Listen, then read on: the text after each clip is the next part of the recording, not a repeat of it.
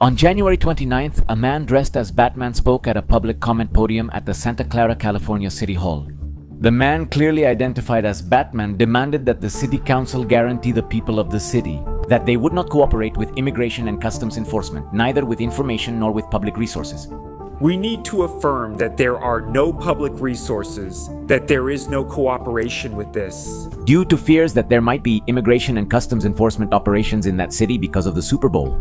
Batman then strongly accused the Cobard City Council of not doing enough and asked them to act before more people lost their lives. Is he exaggerating? Maybe the full Batman costume was a bit too theatrical. But in recent months, the Immigration and Customs Enforcement Agency has been involved in many controversies where even some American citizens have lost their lives. This has led many people to start protesting against the actions of this agency, and many people have turned to art and superheroes to express their discontent. That's why there are currently many illustrations circulating on social media where different superheroes from Marvel and Detective Comics to Mexican wrestlers, Godzilla, and even supervillains are confronting this agency. This shows us how art is political, how pop culture is a reflection of the world we live in. And it also shows us how people tend to use superheroes, who are basically symbols of what's right, to call out crazy things. But today we're going to look beyond what you usually hear on social media and TikTok. That's why in this video I'll explain in depth what immigration and customs enforcement is, all the controversy that has arisen around this organization, and how different artists and writers are either for or against this agency. How realistic is it for these superheroes to support immigration and customs enforcement? My name is Go the Geek Monitor, and today we're going to take immigration and customs enforcement and superheroes very, very seriously. Go the Geek Monitor. Let's get to the first point. It seems like everyone is talking about immigration and customs enforcement and its sections, but not much is being said about what this agency really is. Let's take a look. A federal agency that began operating in 2003 when the United States completely reorganized its national security structure in 2001 because of some little issues. What are its functions? Basically, it has two main branches. One investigates and dismantles transnational criminal organizations threatening the United States, while the other detains and deports those who break the rules. It's like a police force for immigration issues, and they've been operating for over 20 years, not as a new agency. So why does it suddenly seem like everyone is talking about them? And why are so many artists, illustrators, writers, actors, actresses, and even singers publicly criticizing them all of a sudden? All of this starts with the campaign promises of now President Donald Trump. One of the strongest points in Trump's campaign speech was the promise that they would deport. And at first, many of us thought this would be impossible because it would require a lot of money and a lot of trials. Honestly, many of us thought that the number 1 million was simply a number that Donald thought sounded nice. Because, that's something he does. For example, $1 million is exactly the cost of his gold card, a card that allows you to get legal residency in the United States much faster. And no, this image is not AI, it's a real image along with its real website. And yes, his face is on the card. As you can see, I gave it my all in that rhyme, so I say just for that, give the video a like, right? But anyway, it turns out that the government has already found a solution to the problem of trials. Just don't do them, that's it. Which has allowed the government to deport 500,000 people in the last year. But since there are no trials and everything is done in a rush to deport as many people as possible in the shortest amount of time, well, we've seen many human rights violations and the agents have made many mistakes. In fact, even this document presented to the government reports that Immigration and Customs Enforcement deported a 4-year-old American child who had cancer to Honduras, even depriving him of his medication. This has led many Americans, including many artists, to start raising their voices about this situation. This illustration you're seeing sparked a whole controversy on social media. It's a sketch by the artist Daniel Warren Johnson, who has worked on comics like Beta, Ray, Bill, Transformers, and Absolute Batman, where we see precisely this version of the Dark Knight. The image went very viral and received many comments both in favor and against. One of the most notable responses came from another comic artist, who goes by the name Eccentric on X, who created this version, replacing the Immigration and Customs Enforcement agents with an Antifa protester. Later, many other people used AI to create their own images in response to Daniel's original post. But one of the most famous responses came from above. I mean, in fact, it came from one of the most important Batman writers of all time. Chuck Dixon is a comic book writer famous for his contributions to the Batman universe during the 90s. Through his collaborations on stories like Nightfall, No Man's Land, and for having co-created the character Bane.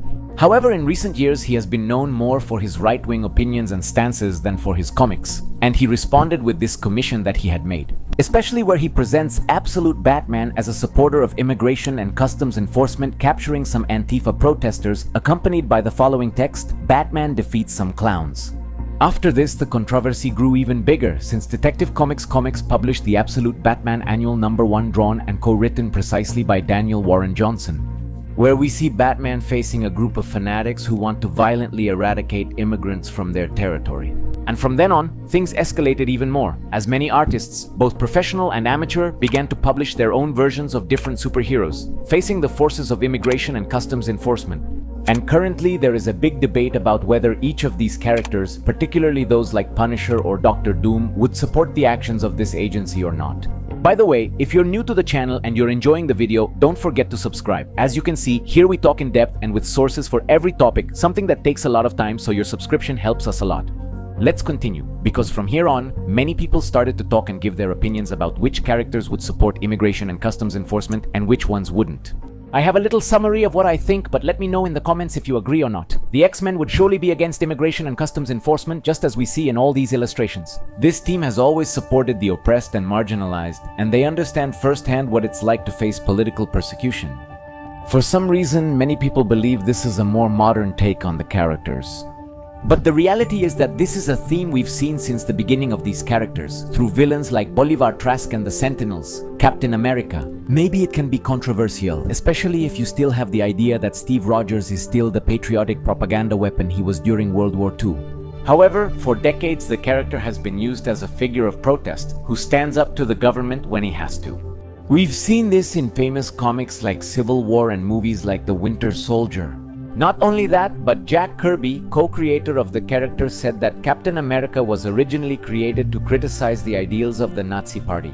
Ideals that at that time were not only seen in Germany, but also in many parts of the United States. And the same thing happens with Superman, since many people still see him as this patriotic symbol. Even though there are comics where we see him defending protesters from the police forces. And even in the Superman movie by James Gunn, they clearly present him as an immigrant, and we see him go against the interests of the United States. Batman, for his part, just released a comic where he faces a group of white supremacists, and another one where he clearly mentions being against police brutality. Punisher can be a bit complicated too, especially because some authors portray him as crazier than others. In the real world, many police officers and soldiers have used his symbol during violent acts. I already have a full video analyzing the Punisher in depth.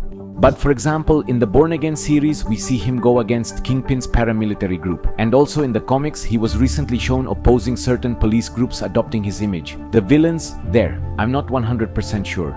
For example, depending on the version, I think Magneto could see immigration and customs enforcement simply as another reason to hate humans. But there are also versions like the one in X-Men '97.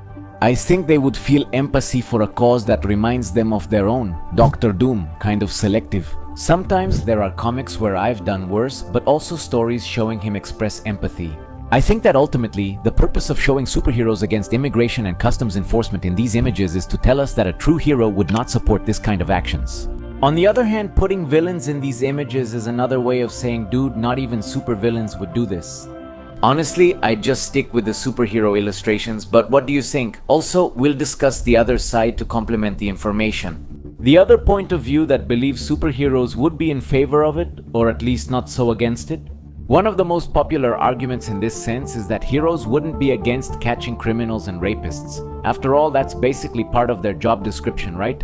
And at first, this seems to make sense, but we have to look at where the idea comes from. As I mentioned, since his campaign, Donald Trump promised he would deport 1 million immigrants per year.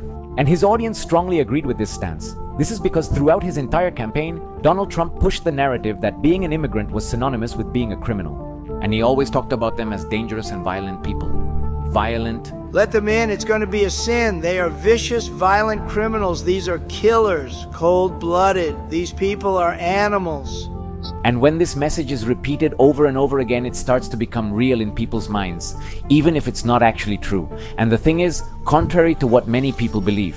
Several studies have determined that an immigrant is much less likely to commit a crime in the United States than someone who was born there. In fact, you can do a quick Google search yourself and you'll find that both artificial intelligence and several studies say this. But if you still have doubts, we can also see it reflected in the people you have arrested.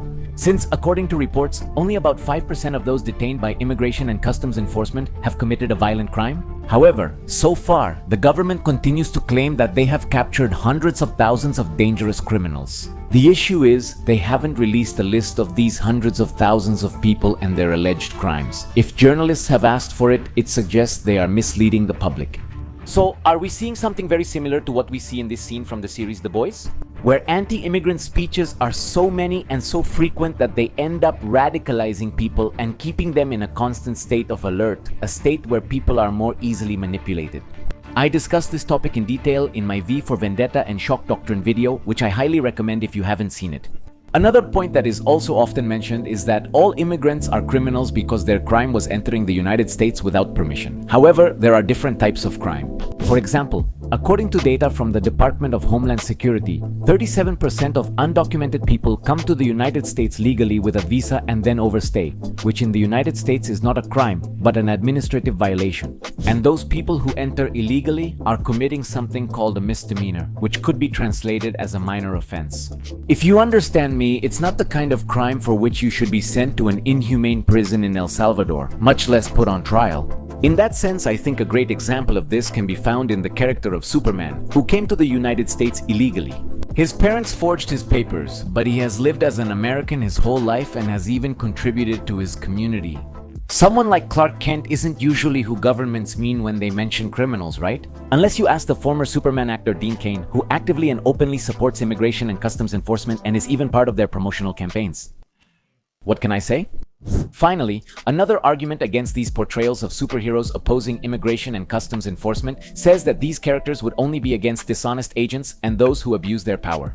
Just like, for example, Batman is not against the entire police force but only against those corrupt officers. But I also see that as complicated. Taking into account the instructions and the modus operandi with which Immigration and Customs Enforcement is operating, look at how they're doing their job. Do you remember those masked police officers we saw in the home box office series Watchmen? Well, it turns out that Immigration and Customs Enforcement agents currently operate with their faces covered, in many cases without uniforms, to go unnoticed. And when they arrest someone, they don't show an arrest warrant, a badge, nor do they arrive in a marked vehicle. Or imagine that in your country, a masked man shows up without any identification and takes you away. But even if it doesn't seem like it, this is legal in the United States, since according to United States law, agents can wear masks to avoid retaliation. And within 100 miles of the borders, they don't need a warrant to catch you, they just see you and do something called racial profiling.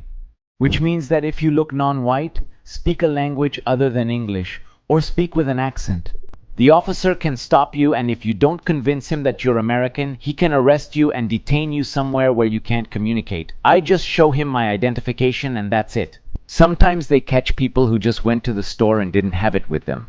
Recently, for example, the case of a man born in Laos also went viral, who was taken out of his house half naked in the snow, until they realized that the man was actually a United States citizen. The point is that the way they're doing things leads to a lot of abuse of power. And also a lot of mistakes. Do you know what's the worst part of all? That this isn't even making them safer, since The Atlantic published a report in 2025 where an internal Immigration and Customs Enforcement source told them that this change in approach, aiming to deport more people, has made the agency stop pursuing cases related to drugs, human trafficking, and child exploitation. Why? Because for the government nowadays it's more important to deport more people than to deport those who are actually dangerous. Superheroes, for their part, are not the only way Americans have protested.